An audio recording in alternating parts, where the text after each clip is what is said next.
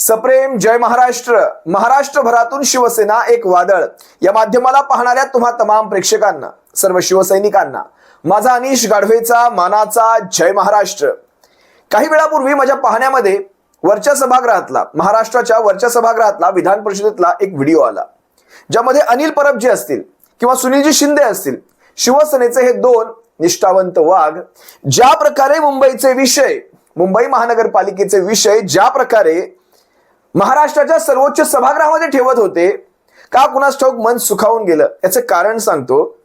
कारण मुंबई महानगरपालिकेमध्ये शिवसेनेची सत्ता गेलेली आहे.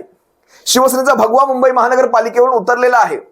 अशाही परिस्थितीमध्ये आता काय होणार, मुंबईचे विषय कसे मांडले जाणार, या मुंबईवर कशा प्रकारे या भाजपाची वक्रदृष्टी आहे हे तुम्हाला काही वेगळं सांगायला नको.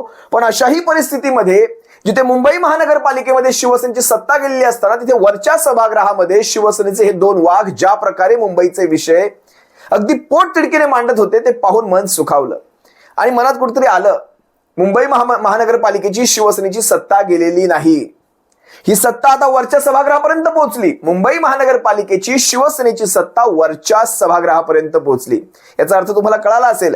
आपण आता महानगरपालिकेच्याही सभागृहाच्या बाहेर जाऊन महाराष्ट्राच्या सर्वोच्च सभागृहांमध्ये मुंबई महानगरपालिकेचे ते विषय घेऊन जात आहोत.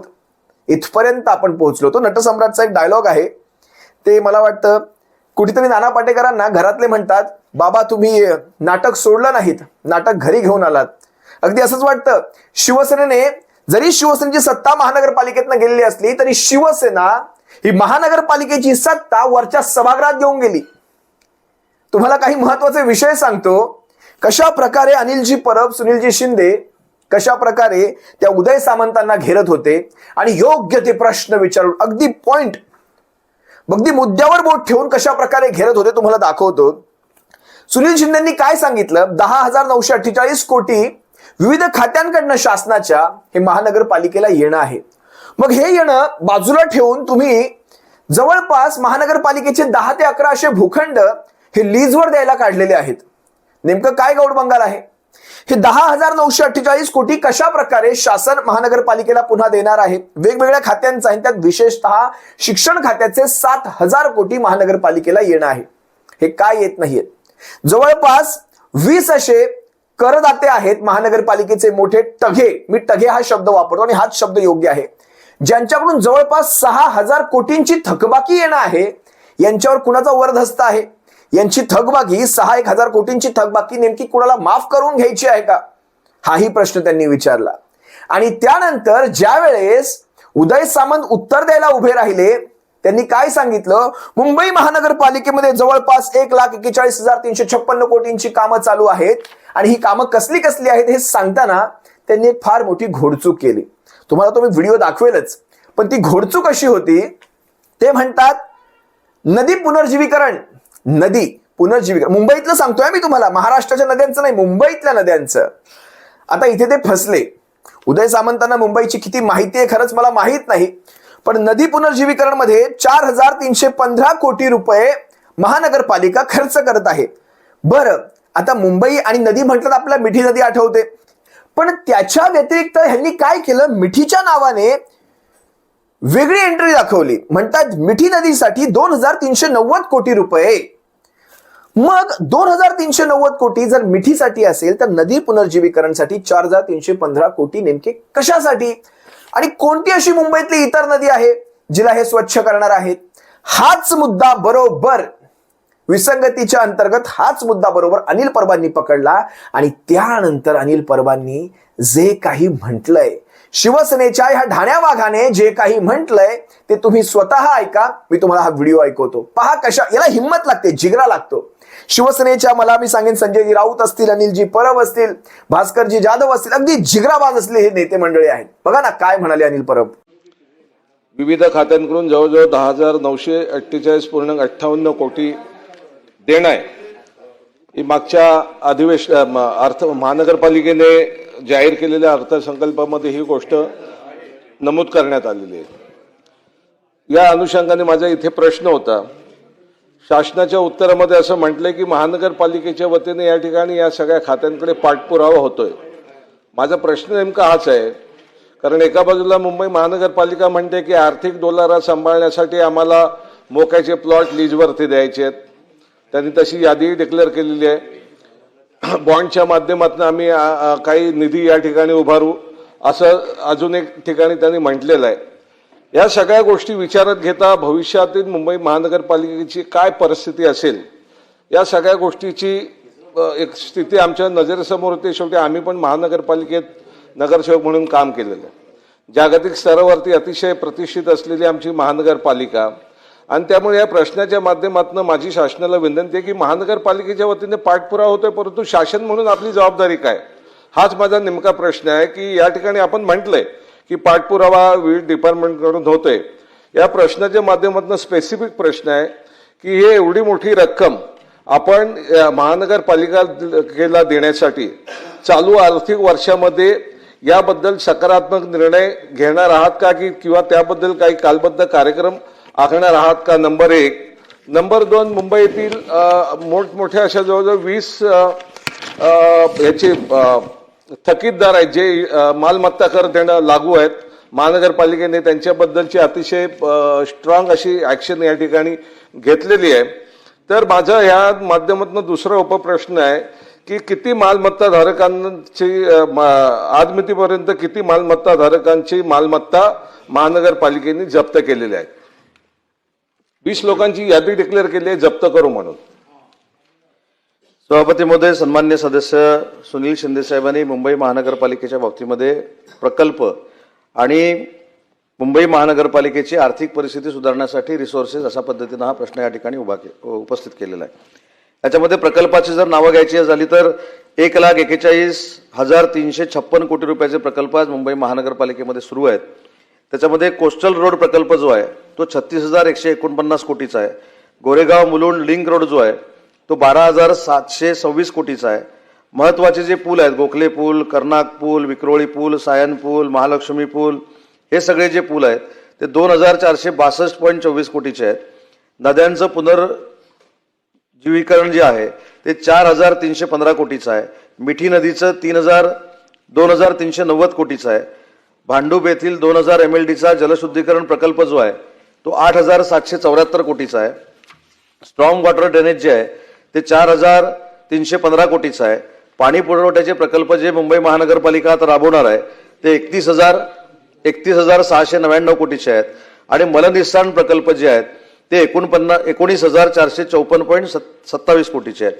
सन्मान्य सदस्यांनी एक महत्वाचा मुद्दा या ठिकाणी मांडला की येणारे जे पैसे आहेत म्हणजे देणं जे आहे ते प्राथमिक शिक्षण अनुदान जे आहे ते 5,655 कोटी रुपये आहे. माध्यमिक शिक्षक अनुदान जे आहे, शिक्षण अनुदान जे आहे ते 1,586 कोटी रुपये आहे.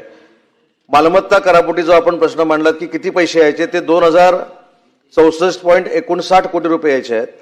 मलनिस्सारण आकार आणि जल आकारापोटी 822.62 कोटी रुपये यायचे आहेत. आणि अन्य अनुदान जे आहे ते 802 कोटी रुपये, असे 10,931 कोटी रुपये हे आपल्याकडे महानगरपालिकेला यायचे आहेत.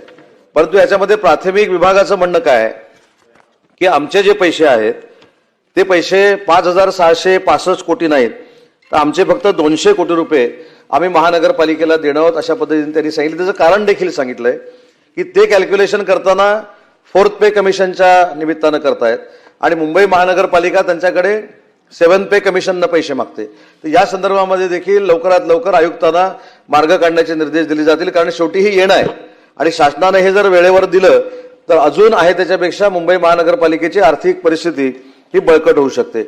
अजून एक मुद्दा सन्मान्य सदस्यांनी मांडला की लीजवर जे आपण प्लॉट देतोय त्याच्यामध्ये छत्रपती शिवाजी महाराज मंडई जागेकरता मेसर्स YM इन्फ्रा याला आपण LOA कडून दिलेला आहे. त्याच्यातनं 369 कोटी रुपये महानगरपालिकेला मिळणार आहेत.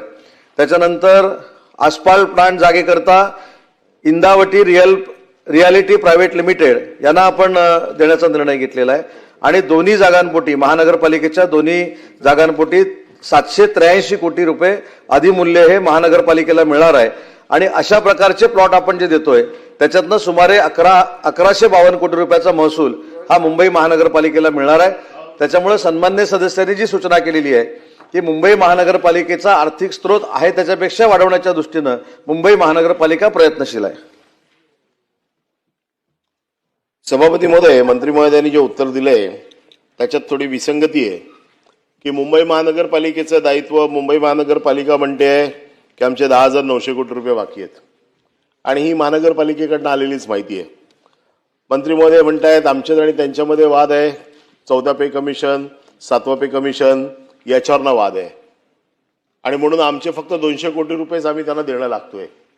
परंतु ही अधिकृत माहिती आहे, शिक्षणाचे 7,000 कोटी बाकी आहेत. आता शिक्षणाचे 7,000 कोटी बाकी आहेत, याला 14 पे कमिशन आणि 7 पे कमिशनचा काय संबंध आहे? आपण जे आता वाचून दाखवलं, कोस्टल रोड, बाकीचं नद्यांचं पुनर्जीवन, मिठी नदीचं वेगळं पुनर्जीवन, मिठी नदीशिवाय मुंबईत अशा कुठल्या नद्या आहेत की ज्याचं पुनर्जीवन करताय आपण? मिठी नदी ही एक मोठी नदी आहे मुंबईमध्ये, त्याचे वेगळे पैसे दाखवलेले आहेत. मिठी नदीच्या व्यतिरिक्त अशा कुठल्या वेगळ्या नद्या आहेत की ज्यांचं पुनर्जीवनाचे पैसे आपण दाखवलेले आहेत? त्याच्यामुळे ही माहिती जी आपल्याकडनं आमच्याकडे येते, जी आता आपण पटलावरती आहे, या माहितीमध्ये मी असं म्हणणार नाही की ती असत्य आहे, पण या माहितीमध्ये विसंगती आहे. हे थोडा चांगल्या शब्दात हे मी सांगतोय. त्याचं कारण असं आहे की मी मुंबई महानगरपालिकेकडनं घेतलेली माहिती आहे. आता प्रश्न असा आहे की राज्य शासनाचे पैसे राज्य शासन देणं लागतंय.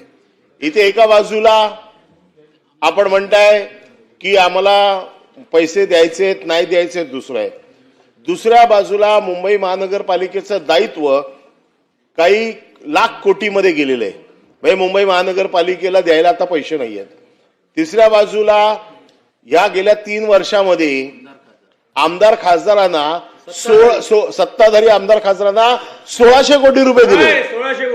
1600 कोटी रुपये म्हणजे 1600 कोटी रुपये.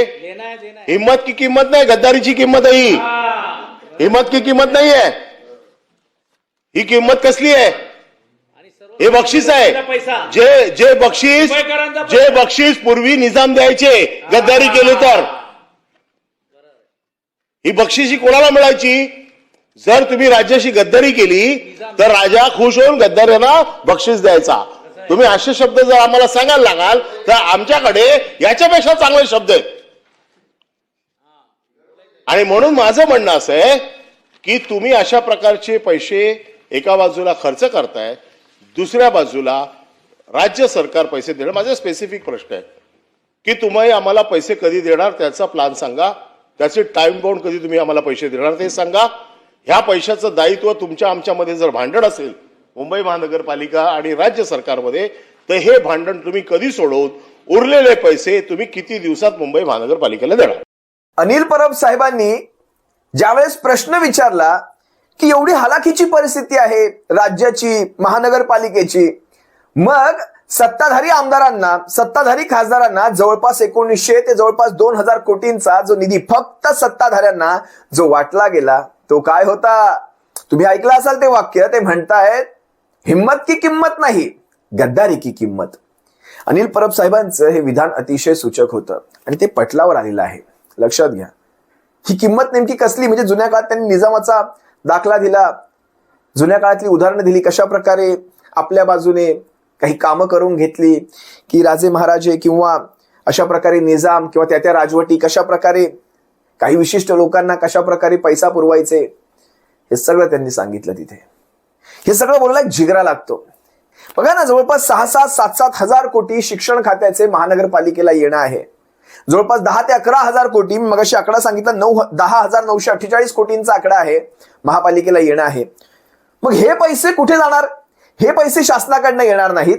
तुमच्या जमिनी ज्या मुंबई महानगरपालिकेतल्या हद्दीतल्या लोकांच्या हक्काच्या जमिनी आहेत, त्यांची ती उद्यानं असतील, गार्डन्स असतील, मोठी क्रीडा संकुलं असतील, तिथे ओपन मैदानं असतील, तिथे खुली मैदानं असतील, ते सगळं आता लीजवर जाणार.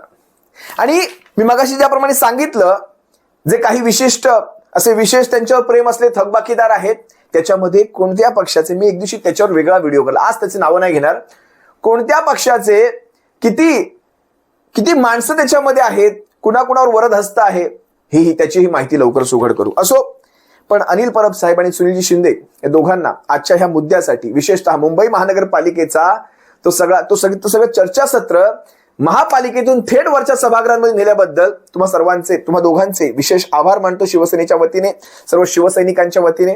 आणि असंच मुंबई महानगरपालिकेचे सारे विषय म्हणजे मुंबईकरांना जरी आपली सत्ता गेली असली तरी मुंबईकरांना हे वाटता कामा नये. आपण महानगरपालिकेत नाही तर आपण सर्वोच्च सभागृहांमध्ये हे विषय उचलायला सुरुवात करू. सप्रेम जय महाराष्ट्र. काळजी घ्या.